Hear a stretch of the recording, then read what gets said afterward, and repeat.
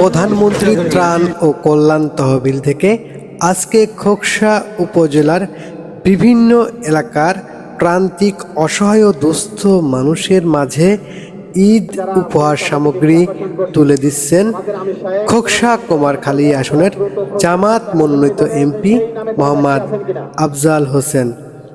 এই বিতরণ কার্যক্রমের সময় উপস্থিত ছিলেন খোকসা উপজেলা জামায়াতের আমির মোহাম্মদ নজরুল ইসলাম, খোকসা উপজেলা জামায়াতের নায়েবে আমির হাফেজ মোহাম্মদ মুর্শিদ আলম, উপজেলা যুব জামায়াতের সেক্রেটারি আজাদ হোসেন সহ উপজেলার বিভিন্ন পর্যায়ের দায়িত্বশীল বিন্দু উপস্থিত ছিলেন।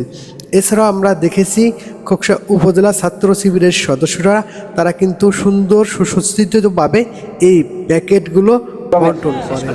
আনুষ্ঠানিকভাবে আমরা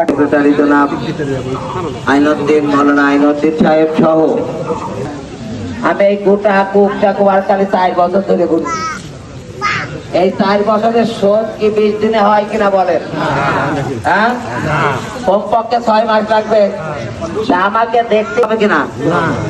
আপনারা এতটুকু জানে রাখবেন, আমি রাজনীতির মাঠের কর্মী। এই রাজনীতির এই মাঠ থেকে আমি ছোট থেকে বড় হয়েছি, রাজনীতির মাঠ থেকে এমপি হয়েছি। ইনশাল্লাহ যতক্ষণ বেঁচে থাকবো আপনাদের নিয়ে এই রাজনীতির মাঠেই থাকবো ইনশাল্লাহ। আপনাদের সুখে দুঃখে একজন মানুষ স্বাভাবিক বাইসে থাকতে হলে 5 থেকে 6 ঘন্টা ঘুমানোর দরকার। নির্বাচনের পরে 2 ঘন্টা ঘুমাইছি এরকম আমার কাছে মনে হয় না। জনগণেরই কাজ করতেছি, তারপরে অনেক ভাইদের কাছে আমরা যেতে পারি নাই। তারা ভোট দিয়েছে, নির্যাতিত হয়েছে, হুমকি ধুমকি খেয়েছে। আমি দায়িত্বশীলদের বলবো এই জায়গাগুলো আপনারা পূরণ করবেন। মাননীয় প্রধানমন্ত্রী ত্রাণ তহবিল হতে দেখতে পাচ্ছেন খোকসা উপজেলার বিভিন্ন এলাকার অসহায় দুস্থ মানুষের মাঝে কিন্তু এই ঈদ সামগ্রী উপহার তুলে দিচ্ছেন খোকসা কুমারখালী আসনের এমপি মোহাম্মদ আফজাল হোসেন। আপনাদের হাতে কাজ তুলে দেওয়া, আমি আর কথা বলবো না, আপনারা আমার জন্য দোয়া।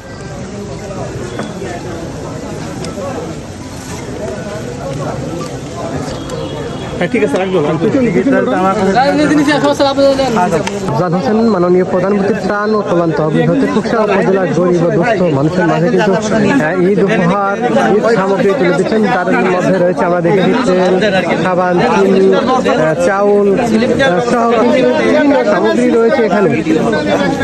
দ্বিতীয়ত আমাদের সংগঠনের পক্ষ থেকে আমরা আজকে যে ঈদ সামগ্রী দিলাম এটা আমাদের সংগঠনের পক্ষ থেকে আমরা দিচ্ছি।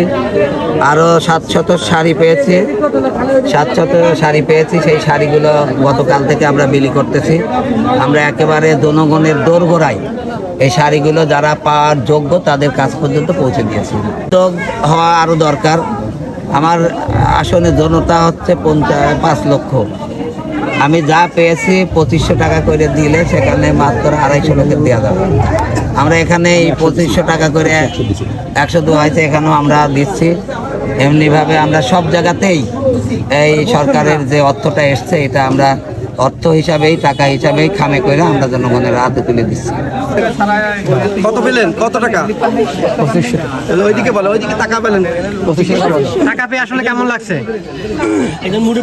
টাকা বলেন এদিক টাকা